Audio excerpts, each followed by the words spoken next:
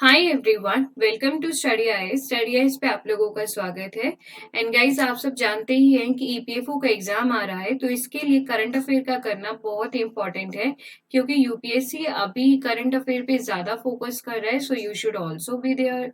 Okay, so अभी हम इस नई सीरीज को लॉन्च कर रहे हैं जहाँ पे द लास्ट मंथ की जो मोस्ट इंपॉर्टेंट टॉपिक्स हैं इन द करंट अफेयर, वो सब आपके यहाँ पे कवर होने वाले हैं। I hope I am audible to you properly. Audible में कोई इश्यू तो नहीं है? एक बार कंफर्म कर दीजिए इन द कमेंट बॉक्स।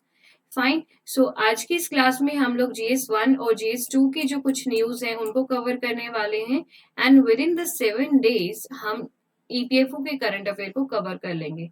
इस सबसे पहली इंफॉर्मेशन आप लोगों के सामने, अगर आप अनअकैडमी का सब्सक्रिप्शन लेने की सोच रहे हैं, so it's a best time to have a subscription, जहाँ पे प्लस का जीएस प्लस ऑप्शन आप लोग ले सकते हो, आइकॉनिक का जीएस प्लस ऑप्शन आपको ले सकते हो। 25% आपको ऑप्शनल के साथ, 10% हमारे रेफरल कोड के साथ, that is a study IAS. And additional 10% भी ऑफ मिल रहेगा इस प्लस के कॉम्बो पे। साथ के साथ अपनी तैयारी को एक सुपर मैनर में करेंगे, इसलिए आपको टेस्ट सीरीज भी अलाउ अवेलेबल जो है वो कराई जा रही है, that is a complete free of cost आपको मिल रही है। टेस्ट सीरीज कॉम्बो 45,000 की फ्री ऑफ कॉस्ट है। इसके साथ आप देख रहे हो काफी चीप प्राइसेस में आपको अनअकैडमी का सब्सक्रिप्शन मिल रहा है। अगर आप आइकॉनिक लेने की सोचते हैं, सो आइकॉनिक में प्लस जीएस के साथ पहले ऑप्शनल में आपको 27,500 पे करने होते थे, बट नाउ जस्ट 2,000 रुपीज में आपको आइकॉनिक का ऑप्शनल भी मिल जाएगा। So guys, using study IAS referral code, ये ऑफर्स 28 अगस्त तक वैलिड है। इस कोड के साथ जल्दी से बिना किसी देरी के आप लोग सब्सक्रिप्शन ले लीजिए। इसके लिए you can also take the loan भी ले सकते हैं, जिसका 10% डिस्काउंट आपको यूज करना रहेगा। लिंक आपको डिस्क्रिप्शन में मिल जाएगा। 10,000 की 20 बुक्स यूपीएससी एक्सपर्ट्स द्वारा लिखी गई किताबें भी आपको मिल रही हैं। हर संडे अनअकैडमी कॉम्बेट अरेंज करा रहा है, जहां पे 60 मिनट्स में 56 क्वेश्चंस आप लोगों को सॉल्व करने हैं।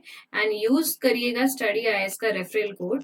हमारे चैनल से कई स्टूडेंट जो हैं काफी वर्क कर रहे हैं और स्कॉलरशिप अर्न कर चुके हैं। So you will be the next.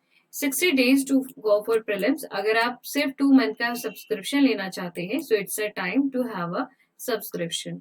Mission air 360 coverage launch हुआ है। इसके साथ 1 ईयर के बैचेस लॉन्च हो रहे हैं 25 अगस्त से, जहां पे इंडिया के बेस्ट एजुकेटर आपको बेस्ट प्रिपरेशन कराने वाले हैं। सो सब्सक्रिप्शन लेते वक्त याद रखना, स्टडी आइज का रेफरल कोड अप्लाई करना to get the extra 10% discount. So चलिए करते हैं ईपीएफओ के एग्जाम की स्टार्टिंग और देखते हैं कि क्या आया है न्यूज में। गाइस, आज की क्लास में जीएस 1 और जीएस 2 दोनों सेक्शन के इंपॉर्टेंट कवरेज लास्ट मंथ की कवर की जाएंगी। So you need not to worry regarding the current affair. सबसे पहली न्यूज अपने सामने आती है कि shift in earth axis due to the climate change. Climate की चेंज की वजह से अर्थ का जो एक्सिस है वो बदल गया है, उसमें थोड़ा सा शिफ्ट आ गया है। सबसे पहली चीज ये जाननी बड़ी जरूरी है कि व्हाट इज ए एक्सिस। अगर हम देखें, हमारी अर्थ होती है भाई ऐसे, ठीक है। पहली बात, इसकी शेप क्या है अर्थ की, वो आप लोग कमेंट सेक्शन में जरूर बताइएगा। अर्थ की शेप है ऐसे। हम लोग कभी भी अर्थ को इस तरीके से नहीं काटते, बिकॉज ये वर्टिकल नहीं है, थोड़ा सा टिल्ट है अपने एंगल पे, 23.5 के एंगल पे। ये जो अर्थ है वो टिल्ट है। टिल्ट होने का कारण आपको ज्योग्राफी में पता चल जाएगा कि कभी एक बड़ी सी उल्का पिंड आके टकराई एंड वो टेढ़ी हो गई, वो सब चीजें। फाइन। सो हमारा जो एक्सेस है पॉइंट एट द 23.5 एंगल पे, जो चीज है उसमें थोड़ा सा बदलाव आप लोगों को देखने को मिल रहा है। रिसर्चर्स ने कहा इसका मुख्य कारण क्लाइमेट चेंज है। तो हम पढ़ते हैं क्या कहता है ये। एक अभी फिलहाल स्टडी पब्लिश हुई है geophysical research letters of American geophysical union में, एजीयू कहते हैं जिसे, जहां पे एक्सिस ऑफ रोटेशन, हम कहते नहीं है कि अर्थ अपनी एक्सिस, अपनी दूरी पर घूम रही है, अपने अक्ष पर घूम रही है, वही उसे एक्सिस कहते हैं। वो मूविंग हो चुका है यूजुअल से ज्यादा due to the climate change. अब आप इस जिफ में देखिए जरा ध्यान से, आपको अर्थ थोड़ी टिल्ट तो है ही और ये मूविंग भी लग रही है। इसका मूविंग होना ही अर्थ के एक्सिस का चेंज होना है। Fine. Earth axis of rotation एक लाइन है अलोंग विच जिसके थ्रू ये जो स्पिन करे, जैसे ये वाली जो चीज आप कह रहे हैं ना, इसी के थ्रू ये स्पिन कर रही है अर्थ जो है वो गोल गोल घूम रही है। Fine. Plan moves when the axis moves and this movement is called the polar motion, क्योंकि पोल्स जो है वो मूव करते हैं जैसे एक्सिस मूव करता है, सो ये पोल भी इस तरीके से मूव करते हैं। एंड एक one more question with you guys कि आपने कमेंट सेक्शन में ये भी बताना है कि अर्थ ऐसे घूमती है, मतलब वेस्ट टू ईस्ट घूमती है या फिर ईस्ट टू वेस्ट घूमती है, कौन सी डायरेक्शन है अर्थ के घूमने की। नासा के हिसाब से 20th सेंचुरी में अगर बात करें, सो ये जो एक्सिस है वो ड्रिफ्ट हो गया है, हर साल 10 सेंटीमीटर का ड्रिफ्ट यहाँ पे देखने को मिल रहा है due to the changes hydrosphere में, एटमॉस्फेयर ओशन वगैरह में चेंजेस आने की वजह से ऐसा हो रहा है। Climate change billions of tons glacial ice को जो है वो मेल्ट कर रहा है ओशियंस में। आगे भी हम एक न्यूज देखेंगे जिसकी वजह से ऐसा हो रहा है। स्टडी के हिसाब से बात करें सो नॉर्थ पोल जो ईस्टवर्ड डायरेक्शन में 1990 से है, वो उसमें चेंजेस आ रहे हैं because of the hydrosphere. Hydrosphere means in the guys guys जैसे आइस का मेल्ट होना, तो ओशियंस में चेंज आता है ना, तो उसी चीज को आप यहाँ पे बोल रहे हैं। एवरेज जो स्पीड है वो 17 गुना ज्यादा हो गई है कंपैरेटिवली लास्ट ईयर्स के। ग्लेशियर लॉस इसका सबसे बड़ा कारण है। इसके लिए एक ग्रेस मिशन जो था वो कवर किया गया था। क्या है वो मिशन, देखते हैं एक बार। Gravity recovery and climate experiment mission. क्या है क्या ये? नासा का अर्थ जो सिस्टम है साइंस पाथफाइंडर, उसी का ही सेकेंड मिशन है सबसे पहली बात, जो कि 97 में स्टार्ट हुआ था लेकिन 2002 में जाके लॉन्च हुआ, मतलब उसके बाद इसने काम करना स्टार्ट कर दिया था। नासा की यूएस डीएलआर के साथ ये पार्टनरशिप है और ग्रेस मिशन के बारे में आपको बहुत ज्यादा याद नहीं करना। नेक्स्ट अपनी आर्ट एंड कल्चर के सेक्शन में एक न्यूज आती है, पुटोला नाच पपेट्री। ये क्या चीज है? पपेट्री का मतलब कठपुतली हिंदी में, लेकिन अलग अलग तरीके की पपेट्रीज होती हैं, तो वो क्या है वो एक बार बात कर लेते हैं। ये न्यूज में क्यों थी, what's the question mark ask here. फिलहाल यूनिसेफ असम की कोलाब्रेशन में अनामिका रे मेमोरियल ट्रस्ट ने प्रोड्यूस की थी 3 शॉर्ट वीडियोस, जिसमें स्ट्रिंग पपेट्री को यूज करके उन्होंने 3 शॉर्ट वीडियोस बनाई थी, सो दैट कि कोविड के दौरान लोगों का जो बिहेवियर है या लोगों का जो एक तरीके से ट्रेंड है टुवर्ड्स द पपेट्री या मतलब वो सब चीजें, उसको थोड़ा सा और जागरूक किया जाए। आप आजकल देख रहे हैं कि छोटे छोटे बच्चे, इवन बड़े भी कह सकते हो, किसी को पपेट्री का पता ही नहीं है, इस चीज का पता ही नहीं है कि क्या है। और जो सेक्टर इस चीज में लगे हुए मतलब पपेट्री के काम वगैरह में है, वो इससे पीछे हो गया है, एंड कोविड की वजह से तो ज्यादा ही। इसीलिए एक शॉर्ट वीडियोस कुछ बनाई गई थी पटोला नाच की, जो कि काफी ट्रेंड में आई। क्या है पटोला नाच पपेट्री? एक स्ट्रिंग पपेट्री। स्ट्रिंग का मतलब होता है कि जब जो ऑनर होता है वो अपने थ्रेड के थ्रू पपेट को मतलब कनेक्ट करता है या उसको मूविंग करता है, वो चीज होती है स्ट्रिंग पपेट्री। 3 डिस्टिंग स्टाइल्स में होती है, 3 एरियाज में आप लोगों को मिल जाएगी, बरपेटा नालबारी इन वेस्टर्न असम, कलया गांव इन नॉर्दर्न असम और Majuli island in the eastern Assam. अब एक पॉइंट अपन लोगों के सामने आता है कि what is a Majuli island. Majuli island एक रिवर आइलैंड है, या फिर मैं इसको ये कहूं कि एक तरीके से ये ऑक्सबो लेक है, जो कि ब्रह्मपुत्र रिवर के द्वारा बनाई गई है। ब्रह्मपुत्र रिवर जब इंडिया में एंटर करके असम से होके हुए बांग्लादेश में जाती है, तो उसके बाद क्योंकि ये ओल्ड स्टेज में रिवर अपनी आ जाती है, तो यहाँ पे रिवर एक ऑक्सबो लेक जो है वो पीछे छोड़ देती है। वो जो ऑक्सबो लेक पीछे छोड़ती है that is known as a Majuli island. अकेला रिवर आइलैंड है जो कि ऑक्सबो लेक इंडिया के अंदर आपको देखने को मिलेगा, वो माजुली है, that is located in the centre of the Assam. Is that clear guys? चलो, अब आप मुझे ये बताएंगे कि ब्रह्मपुत्र रिवर का जो रियल नेम है इन द तिब्बत वो क्या है, मतलब ब्रह्मपुत्र रिवर को तिब्बत में किस नाम से पुकारते हैं। गाइज ये जो कमेंट सेक्शन के लिए मैं आप लोगों से क्वेश्चंस पूछ रही हूँ, ये बड़े इंपॉर्टेंट है, प्लीज इन क्वेश्चंस को कंफर्म करिएगा एंड कमेंट सेक्शन में जरूर इन्हें मेंशन करना, सो दैट कि आपकी प्रिपरेशन एक हॉलिस्टिक मैनर में हो सकेगी। नेक्स्ट चीज अपने सामने आती है, दैट इज अ दहला डैम। What is this? फिलहाल तालिबान ने अफगानिस्तान का जो सेकंड बिगेस्ट डैम है तालिबान का, अफगानिस्तान का, उसको कैप्चर कर लिया है, Dahla dam, after the month of years fighting in the former bastion of the Kandahar. वहां पे इतनी मतलब उसको उस पे कब्जा कर लिया है। दहला डैम के बारे में कुछ जानेंगे तो इसको अर्गन दब डैम भी बोला जाता है, जो कि कांदहार प्रोविंस है अफगानिस्तान के, वहां पे लोकेटेड है। आपको बहुत ज्यादा नहीं याद करना। हो सकता है मैच द फॉलोइंग में क्वेश्चन पूछ लिया जाए कि जो दहला डैम है वो कहाँ पे है। आपको बस इतना याद रखना है कि कांदाहार प्रोविंस के अंदर अफगानिस्तान में है। ठीक है। सेकेंड लार्जेस्ट डैम है अफगानिस्तान का, अर्गनदाब रिवर पे बना हुआ है, इसीलिए इसको उस नाम से भी हम लोग जो है वो जान रहे हैं। नेक्स्ट आप अगर इमेज में देखेंगे तो ये यहाँ पे आपको दिखाई देगा। ठीक है।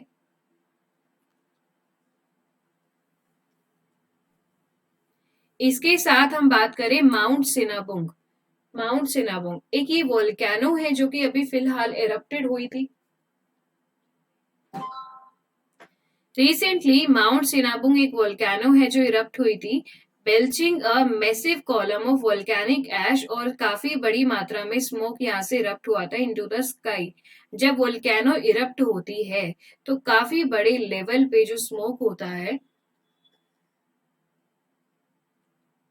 काफी बड़े लेवल पे जब वोल्केनो इरप्ट होती है तो काफी बड़े लेवल पे काफी ऊपर तक जो है वो स्मोक इरप्ट होता है। आप लोगों को सिर्फ इतनी याद रखनी है कि what is a mount Sinabung, मतलब इसकी लोकेशन कहाँ है। So have a look on the map. यहाँ पर देखिए, ये जो आपको पॉइंट देखने को मिल रहा है 2460 मीटर में, यहाँ पे इंडोनेशिया के माउंट सिनाबुंग वोल्केनो आपको मिलेगी। प्लीज भी रिमेम्बर, जो इंडोनेशिया में ये लेक सॉरी वोल्केनो मिली है, ये एक आइलैंड है। इंडोनेशिया मतलब is not a landlocked country. साथ ही साथ ये volcano north of the lake Toba है, एक लेक है वहां पे, उसके नॉर्थ में आपको ये मिल जाएगी। आपसे अभी क्वेश्चन राइज होता है, क्वेश्चन है ये कि जो सबसे बड़ी स्ट्रेट है, जो सबसे बड़ी स्ट्रेट है, या सबसे बड़ी कहें या बिजिएस्ट स्ट्रेट कहें, वो कौन सी है? विच? प्लीज नेम आप लोग उस स्टेट का बता दीजिएगा कमेंट सेक्शन में। ओके, चलो।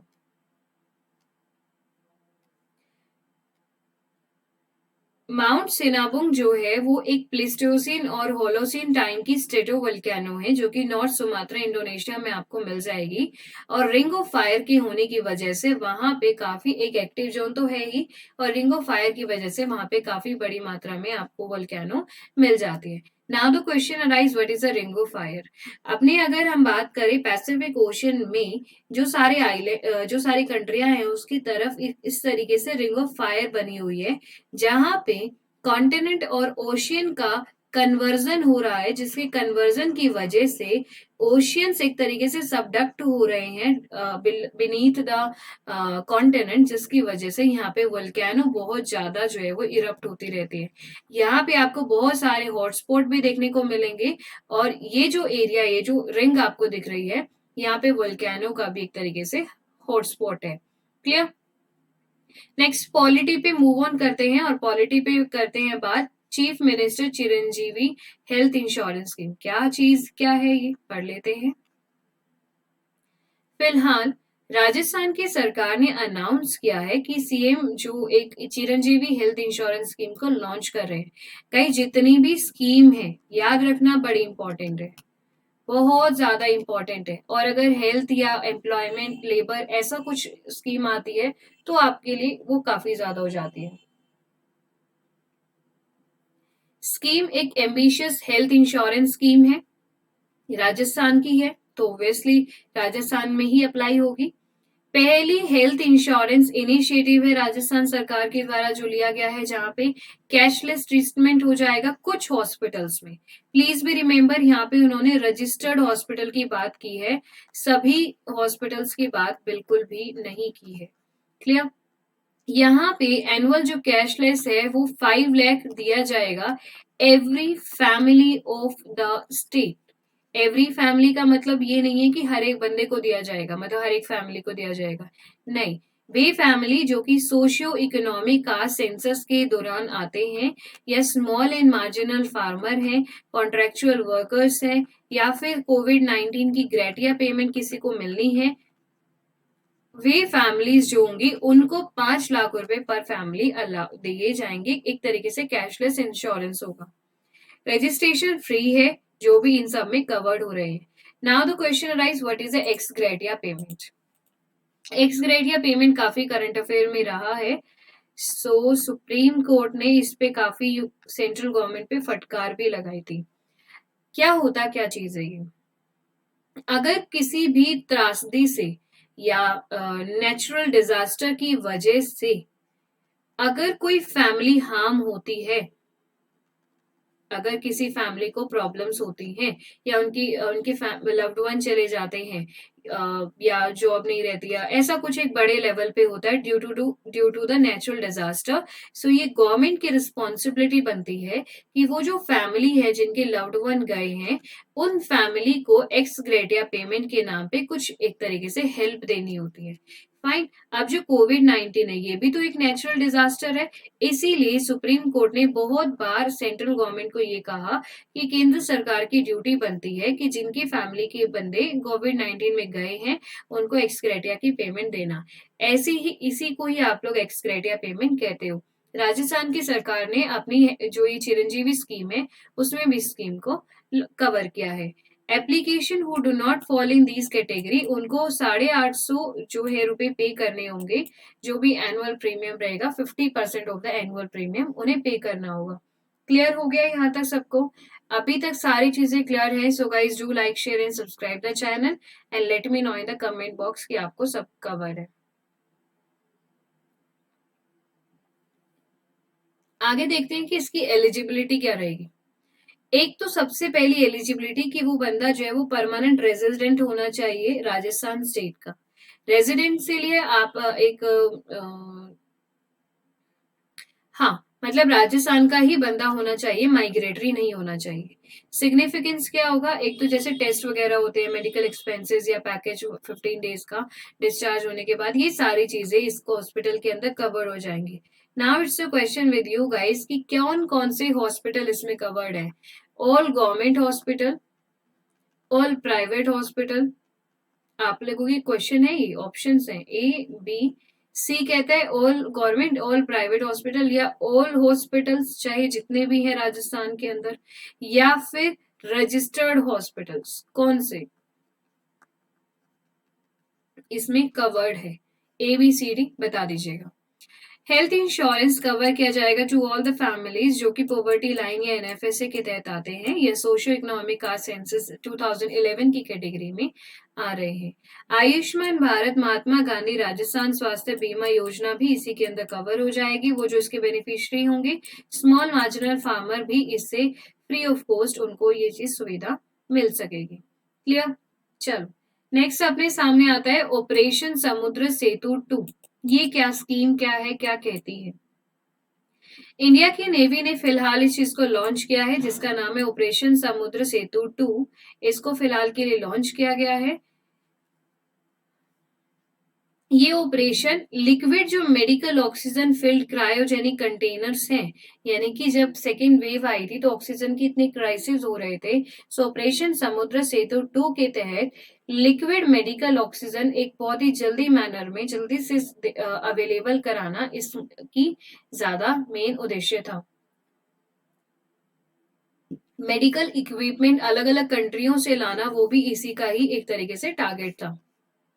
ऑपरेशन समुद्र सेतु 2 में 7 Indian naval ship Kolkata, Kochi, तलवार, तबर, त्रिखंड, जलश्वाहा और एरावत, ये 7 की शिप जो है वो इसके अंदर डिप्लॉय की गई थी, जहां से लिक्विड मेडिकल ऑक्सीजन क्रायोजेनिक जो कंटेनर वगैरह है वो यहाँ पे अलग अलग कंट्रियों से मंगाए गए थे।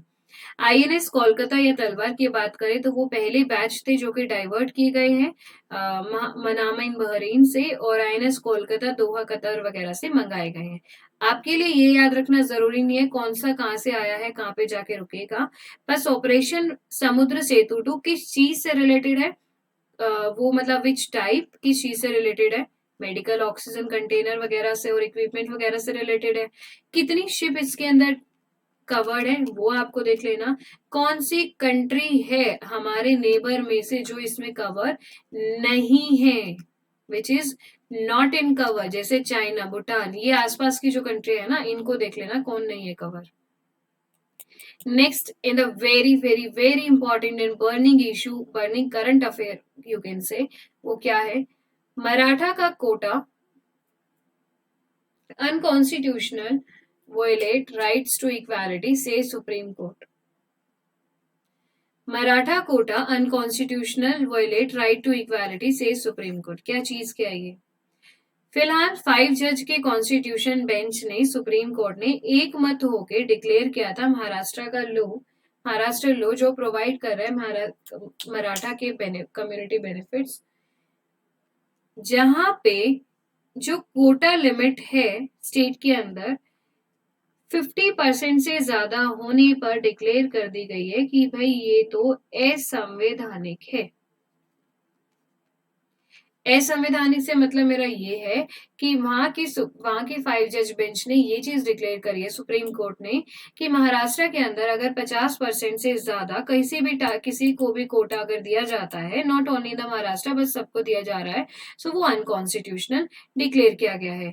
ये जो बेंच है वो जस्टिस अशोक भूषण के द्वारा लेड किया जा रहा है और उन्होंने कहा है कि कोई एक्सेप्शनल सर्कमस्टांसेस नहीं रहेंगे, कोई एक्स्ट्रा ऑर्डिनरी सिचुएशन महाराष्ट्र में नहीं है जहां पे स्टेट गवर्नमेंट को 50% की सीलिंग लिमिट को ब्रेक करना पड़े और इससे ज्यादा मराठा कम्युनिटी को बेनिफिट्स अलाउ करने पड़े। इसीलिए उन्होंने इस चीज को अनकॉन्स्टिट्यूशनल या असंवैधानिक कहते हुए बताया है। सुप्रीम कोर्ट ने कहा है कि सेपरेट जो रिजर्वेशन है मराठा कम्युनिटी के लिए वो वायलेट कर रहे हैं article 14, that is article right to equality, और article 21, that is a due process of law. हमारी फंडामेंटल जो राइट है उसमें एक राइट है, दैट इज आर्टिकल 14, जहां पे वो बात करते हैं राइट टू इक्वालिटी। ठीक है, यानी कि every person is equal in eyes of law and no person is above the law. ठीक है, आइज ऑफ लॉ में बात करते हैं, लेकिन जब मराठा का रिजर्वेशन मोर देन 50% होता है, मोर देन 50% होता है, तो सुप्रीम कोर्ट सेज कि ये अनकॉन्स्टिट्यूशनल है। अगर आप ऐसा करना चाहते हो कि भाई हाँ भाई 50 से 60% आप अपना कोटा बढ़ाना चाहते हो, तो ऐसी सिचुएशन होनी चाहिए, but supreme court says Maharashtra में ऐसी कोई सिचुएशन अरेज नहीं है जिससे वो 50% की सीलिंग उनको ब्रेक करनी पड़े। इसलिए ये जो चीज उन्होंने करी है दैट इज असंवैधानिक, ये संविधान के खिलाफ है और आर्टिकल 14 के खिलाफ है। साथ के साथ उन्होंने ये भी बातें बोली है कि ये जो चीज है वो आर्टिकल 14 के ही नहीं बल्कि article 21 due process of law के खिलाफ भी है। ओके, चलो, ये दो चीजें हैं, आप लोगों को थोड़ा सा याद रखनी जरूर पड़ेंगी कि एक अपने पास होता है, एक होता है ड्यू प्रोसेस ऑफ लॉ, एक होता है process established by law, process established by law. अब आप लोगों से क्वेश्चन ये है गाइस कि इन दोनों में से इंडिया ने कौन सा अडॉप्ट किया हुआ है? India adopt which one? Comment section अभी ओपन करिए और बताइए कि इंडिया में ये वाली चीज अवेलेबल है कि ये वाली चीज अवेलेबल है। I will wait for your answer, तो डेफिनेटली आप लोगों ने आंसर जरूर करना है। नेक्स्ट आता है कि हाई कोर्ट की कुछ वर्डिक्ट आई है। सुप्रीम कोर्ट ने स्ट्रक डाउन कर दिया कुछ फाइंडिंग्स को, जो एमजी गलकवाड कमीशन ने कुछ बताया था, कुछ रिपोर्ट दी थी, उसको यहाँ पे स्ट्रक डाउन कर दिया गया है by the supreme court.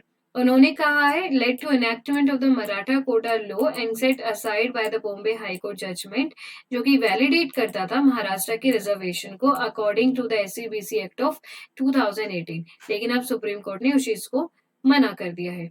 High court जून 2019 में रिड्यूस किया है रिजर्वेशन का quantum for Marathas from the 16% to the 12% in education, यानी कि 16% से ये जो टारगेट है 16% से ये जो टारगेट है वो 12% अब यहाँ पे कर दिया गया है in the case of education और 13% कर दिया गया है इन द एम्प्लॉयमेंट। ये लाइनें ना आप लोगों के लिए लिखी गई है कि आप इन्हें याद करें और ईपीएफओ का एग्जाम क्रैक करें। सो आप लोग जरूर अपनी रिस्पॉन्सिबिलिटी निभाना। सुप्रीम कोर्ट ने कहा कि इनकी परसेंटेज तो भाई कम करनी पड़ेगी, and this was the thing. संविधान क्या कह रहा है इस सब के बारे में?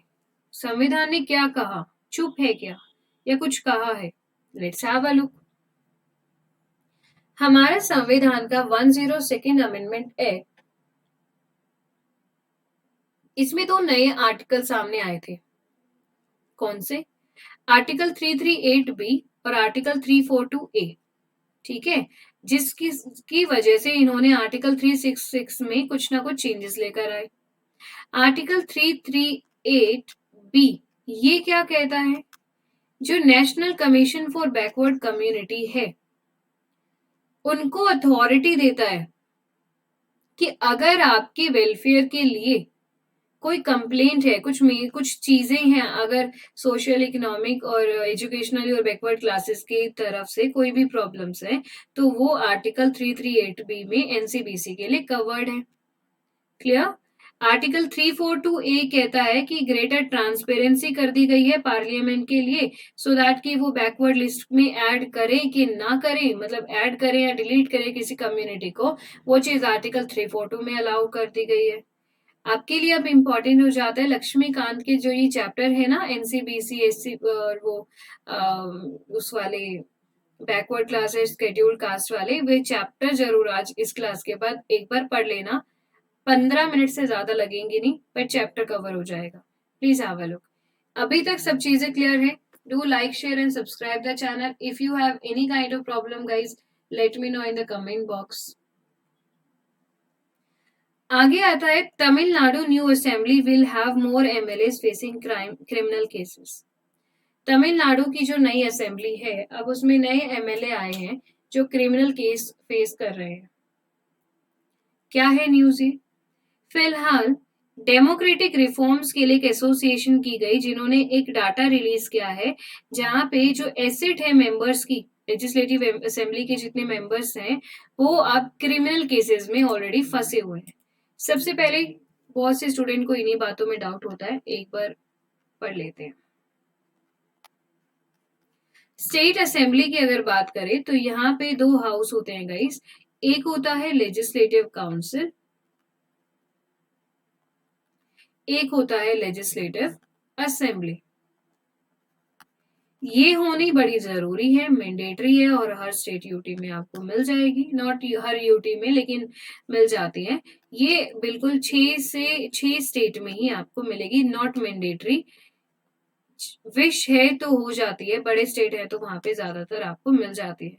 इसको हिंदी में आप लोग विधान सभा के नाम से पुकार रहे हैं, और इसको हिंदी में आप लोग विधान परिषद के नाम से पुकारते हैं। क्लियर इतनी सब बातें? अब देखो यहाँ पे एसेट जो मेंबर की असेंबली के, इनकी विधानसभा के, और percentage of legislative with criminal cases of Tamil Nadu यहाँ पे देखने को मिले हैं। एनालिसिस के हिसाब से बात करें तो जितने इलेक्टेड एमएलए हैं उसका 34% क्रिमिनल केस में जुड़े हुए थे 2016 में, और अगर आज के बारे में देखें तो वो 60% हो गए हैं। तो कहाँ जाके ये डाटा रुकने वाला है? क्या करेंगे? पॉलिटिक्स में क्रिमिनल्स का होना, क्रिमिनल चेहरों का होना कितना भयानक है हमारे फ्यूचर के लिए, राइट? 2021 में अगर नंबर्स की बात करें तो 134 एमएलए ऐसे हैं, 134 एमएलए ऐसे हैं जिनपे क्रिमिनल केस है, जिसमें से 57 ऐसे हैं जो कि सीरियस नेचर के ऑफेंसेस में शामिल हो चुके हैं, बाकी के नॉर्मल क्रिमिनल केस में हैं। एरिया के एनालिसिस के हिसाब से 224 ऑफ द 234 एमएलए हैं। डिटेल्स जो है वो 8 एमएलए की अभी कुछ नहीं भी आई है सामने, ऐसा सब कुछ प्रॉब्लम है। 85% करोड़पति, मोर देन 85% इलेक्टेड एमएलए जो है वो करोड़पति है, यानी कि रिच पर्सन है।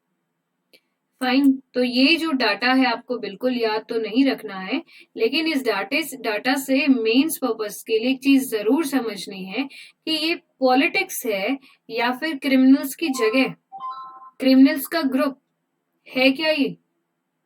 हमारा फ्यूचर, हमारी डेमोक्रेसी, हमारा कंट्री किसके हाथों में दे रहे हैं हम? We are giving our destiny in the criminals. ये बड़ी सोचने वाली बात है, बहुत ही मतलब एक संशय और एक मतलब चिंताजनक बात है, जो कि आपको मेंस के लिए करने, प्री के नहीं लेने। चलो नेक्स्ट है कि क्रिमिनल अगर कोई कैंडिडेट है, उसका डिस्क्वालिफिकेशन का लीगल एस्पेक्ट क्या है? कानूनी रूप से क्या प्रावधान लिखे गए हैं कि अगर कोई क्रिमिनल बंदा सामने आता है तो उसको किस तरीके से डिस्क्वालीफाई कर सकते हैं? Let's have a look. पहली बात, हमारा संविधान तो चुप हो गया इस बात पे, उन्होंने कुछ स्पेसिफाई नहीं किया। अगर बंदा इलेक्शन लड़ रहा है पार्लियामेंट से या लेजिस्लेचर से, कि किस हिसाब से उस बंदे को डिस्क्वालीफाई करना चाहिए, इस पे संविधान ने कहा हम चुप हैं भाई। रिप्रेजेंटेशन ऑफ पीपल एक्ट ने कुछ क्राइटेरिया मेंशन किया है कि जब बंदा इलेक्शन लड़ रहा है, अगर वो डिस्क्वालीफाई है, नॉट अगर वो वैलिड नहीं है फॉर द इलेक्शन के लिए, तो क्या प्रावधान होने चाहिए फॉर द डिस्क्वालिफिकेशन। आरपीए ने इस बारे में जिक्र जरूर किया है। ठीक है। सेक्शन 8 ऑफ द एक्ट बात करता है disqualification on conviction for certain offences, जिसमें से इंडिविजुअल को पनिश किया जाएगा 2 साल या उससे ज्यादा के लिए, और 6 साल वगैरह, 2 से लेके 6 साल तक। लॉ ने बार नहीं किया है इंडिविजुअल को जिन पे क्रिमिनल केस है वो इलेक्शन नहीं लड़ सके। ये एक खतरनाक बात है कि अगर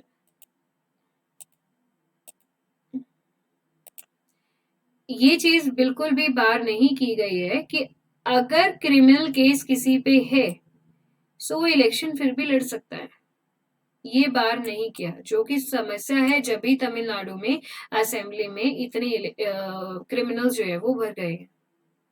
Therefore, disqualification of candidate with criminal cases depend on the conviction in these cases। क्या conviction क्या हुआ है उस चीज पे डिपेंड करता है, ना कि उन पे केस है या नहीं उस चीज पे डिपेंड करता है। Anyone have any doubt guys? बताओ जल्दी कमेंट सेक्शन में, and do like, share and subscribe the channel।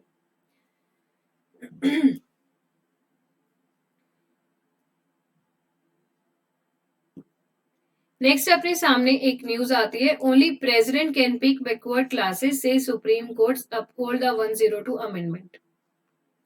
102 जो अमेंडमेंट है उसको अपहोल्ड करते हुए प्रेसिडेंट ही बैकवर्ड क्लासेस को पिक कर सकते हैं, ये बात सुप्रीम कोर्ट ने कही। क्या है ये माजरा, क्या है, बात करते हैं। सुप्रीम कोर्ट एक मेजोरिटी से डिक्लेयर करते हुए कहा है कि ओनली द प्रेसिडेंट, मैंने आपको कल बोला था ये वर्ड्स ध्यान में रखने हैं, ओनली द प्रेसिडेंट, सिर्फ जो प्रेसिडेंट है अंडर द सेंटर, वो डिसीजन ले सकते हैं कि किसी कम्युनिटी को सोशली एजुकेशनली बैकवर्ड कम्युनिटी में रिजर्वेशन अलाउ करना है कि नहीं करना है, तो उसके लिए सिर्फ प्रेसिडेंट के पास ही अथॉरिटी है। सबसे पहली चीज, प्रेसिडेंट के पास ही ये अथॉरिटी है, और उन्होंने इस चीज पे 102 संवैधानिक अमेंडमेंट को अपहेल्ड करते हुए बताया, denuding the power of state in this regard. Fine, मतलब ये पावर सोशल और इकोनॉमिक उसमें बैकवर्ड में कोई आता है कि नहीं आता है, ये पावर सिर्फ प्रेसिडेंट के पास है। 5 जज के बेंच के कॉन्स्टिट्यूशन ने यूनानिमसली वैलिडेट किया इस संवैधानिक अमेंडमेंट को और deferred on its implication for the SEBC। Supreme court ने और क्या क्या बातें बोली, स्टेट गवर्नमेंट जिन expanding the list of SEBC, OBC का स्टेटस वो देख सकते हैं। Response of the centre of verdict could be interesting, and article 366C या वो सब ने बोला है कि प्रेसिडेंट अकेले ही है जो अथॉरिटी को इंक्लूड या एक्सक्लूड कर सकते हैं from identifying the SEBC। SEBC में वो बंदा आना है कि नहीं आना है उसकी चीज के लिए सिर्फ प्रेसिडेंट के पास ही फाइनल अथॉरिटी रहेगी। क्लियर। नेक्स्ट अपने सामने है स्टेट इसके लिए एग्जिस्टिंग मैकेनिज्म अपना सकते हैं और कुछ मॉडिफिकेशंस लाए हैं। 102 अमेंडमेंट संवैधानिक स्टेटस दे देगा national commission for backward class के लिए, NCBC के लिए, national commission for backward class के लिए अब ये जो है कॉन्स्टिट्यूशनल स्टेटस मिल गया है, यानी कि अभी संवैधानिक अथॉरिटी बन गई है। आर्टिकल 342A ने इंट्रोड्यूस कर दिया है, जैसे प्रेसिडेंट नोटिफाई करेंगे वैसे ही। Clear guys, do like share and subscribe the channel.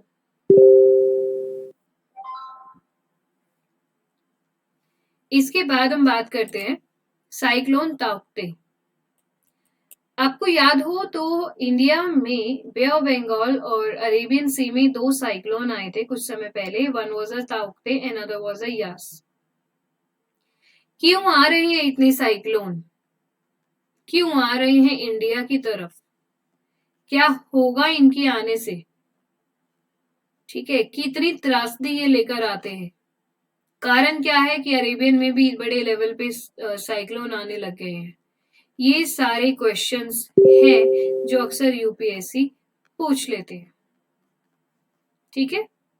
Recently 7 people killed हो गए थे ताउते के अंदर, जो वेरी सीवियर साइक्लोनिक स्टॉर्म है और नॉर्थवर्ड टुवर्ड्स गुजरात की तरफ ये अटैक कर रहा था। यानी कि इस तरीके से ऐसे अटैक इस साइक्लोन का हो रहा था। Damaging house, uprooting tree, snapping power line, ये सब प्रॉब्लम्स आपको देखने को मिली थी। एजेफ आपको अच्छे से समझा देगा। ये बना कहाँ है, साउथ ईस्ट अरेबियन सी में, ठीक है, मतलब अरेबियन सी के इस वाले जोन में।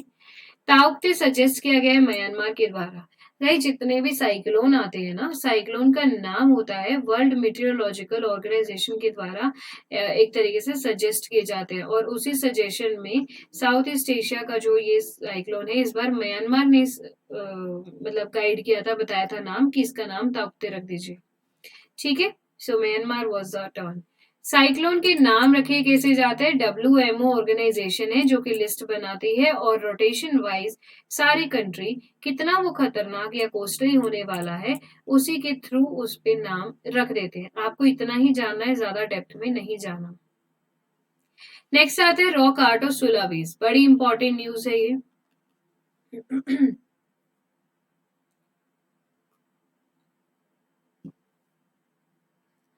सुलावेसी एक आइलैंड है इंडोनेशिया में। सुलावेसी का आइलैंड इंडोनेशिया में, वहां पे रॉक आर्ट मिली है। रॉक आर्ट का मतलब होता है कि रॉक पे ही किसी पत्थर के टुकड़े से खरोच के रॉक एक कोई ना कोई आर्ट जो है वो बनाई जाती है। अब आप इस इमेज में देखेंगे, ये वाली जो इमेज दिख रही है वो एक तरीके से पिग की इमेज है जो कि रेड कलर में बनाई गई है, और किसी पत्थर से खरोच करके फिर उस चीज को बनाया गया है। ये एक हैंड जैसा कुछ दिखाई दे रहा है। रिसर्चर्स ने फिलहाल रिपोर्ट किया है कि Pleistocene era rock painting dated back to 45,000 से 20,000 ईयर्स एगो की कुछ ऐसी पेंटिंग, कुछ ऐसी रॉक वो आपको सुलावेसी आइलैंड पे मिल रही है। On the Indonesian island of Sulawesi are weathering at an alarming rate in this report. Effect climate change का प्लेस्टोसिन की चीजों पर भी पड़ने लग गया। अब वो ये कहते हैं कि 3 ऑफ सैंपल्स हमें मिल चुके हैं, जिसमें सैंपल्स क्या कैच कर रहे हैं, calcium sulphate. Very important to be remember. UPSC और ईपीएफओ दोनों एग्जाम के लिए जरूरी है कि इस रॉक में जो सैंपल जो कलेक्ट किए गए हैं वहां से कैल्शियम सल्फेट, सोडियम क्लोराइड जैसी चीजें मिली हैं जो कि क्रिस्टल्स के नाम से जाने जाते हैं, ट्रिगर्ड की गई है by the growth of salt crystal, और कुछ और चीजें वेदर्स की वजह से भी इसमें बदलाव आए हैं। केव पे होने वाली पेंटिंग की कुछ सिग्निफिकेंस जानते हैं। एक तो ऑस्ट्रेलिया की टीम या इंडोनेशिया की जो है वो स्पेशलिस्ट हेरिटेज, उन्होंने मैनेज किया, एग्जामिन किया 11 केव्स और रॉक शेल्टर मेरोस पेंगको रीजन सुलावेसी में। सबसे पहली बात, near by cave feature world के ओल्डेस्ट डिपिक्शन एनिमल के वहां पे देखने को मिले हैं। 2-4 चीजें हैं जो आप लोगों को याद करनी है। गाइस अभी तक सबको चीजें क्लियर है? Do like share and subscribe the channel. कोई डाउट है, कोई क्वेश्चन मैंने आपसे पूछे हैं तो उनका भी आंसर आप लोग कमेंट सेक्शन में जरूर दे दीजिए। कोई डाउट है तो जरूर पूछ लीजिए। नेक्स्ट अपने सामने आता है कि कुछ यूनेस्को की हेरिटेज साइट है जो कि फिलहाल ऐड की गई थी इंडिया के अंदर। कौन सी साइट है वो? इंडिया की कुछ टेंटेटिव लिस्ट है यूनेस्को की जो कि अब शामिल की गई है। गंगा घाट है जैसे वाराणसी का उत्तर प्रदेश में, टेम्पल है कांचीपुरम का तमिलनाडु में, सतपुरा टाइगर रिजर्व है मध्य प्रदेश में, मराठा मिलिट्री आर्किटेक्चर है महाराष्ट्र में, हायर बंगाल मेगालिथिक साइट है कर्नाटका के अंदर, बेदागत लमते घाट ऑफ नर्मदा वैली मध्य प्रदेश में, और यूनेस्को के 6 और प्रपोजल्स जो है वो 13 अप्रैल 2021 में। गाइस आपको पता हो तो यूनेस्को के पास कुछ लिस्ट होती है जिसमें इसका एक नाम होता है टेंटेटिव लिस्ट। उस लिस्ट में जितने भी प्रपोजल दिए गए हैं हमारी सरकार के द्वारा, वो प्रपोजल एक तरीके से वहां पे जाते हैं। हमारे टोटल प्रपोजल 46 दिए गए हैं और 42 जो है हमें रिसीव हो चुकी हैं, एप्लीकेशन कह सकते हो। बाकी के रेस्ट जो 3-4 बच गए हैं, अब वो क्या हो गए हैं, एक तरीके से टेंटेटिव लिस्ट में है। बाद में चांस है कि आ जाएंगे, ये वर्ल्ड हेरिटेज साइट में शामिल हो गए हैं। यहां तक क्लियर? अब देखो वर्ल्ड हेरिटेज साइट होती क्या चीज है।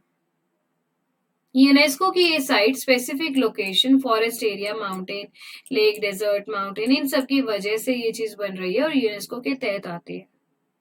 वर्ल्ड की हेरिटेज सबसे सुंदर दिव्य जो साइट है वो मेंटेन की जा रही है प्रोग्राम के द्वारा, जो यूनेस्को के डब्ल्यू हेरिटेज कमेटी के द्वारा ऑर्गेनाइज किया जा रहा है। ऑब्जेक्टिव की बात करें तो ऐसे प्लेसेस को ऑब्जर्व करके रखना। अब हम बात करते हैं ना कि ये वाली साइट जो है अकबर के समय की है, ये वाली साइट पता नहीं कब की है, तो वो चीज की उस चीज को, हेरिटेज को यहाँ पे सेफगार्ड करने का काम किसका होता है? WHS का, वर्ल्ड हेरिटेज साइट का, यूनेस्को का। क्लियर सबको?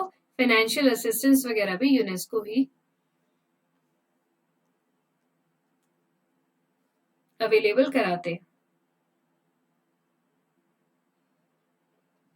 कुछ यूनेस्को की कमेटी के बारे में, जिसमें 21 मेंबर हैं।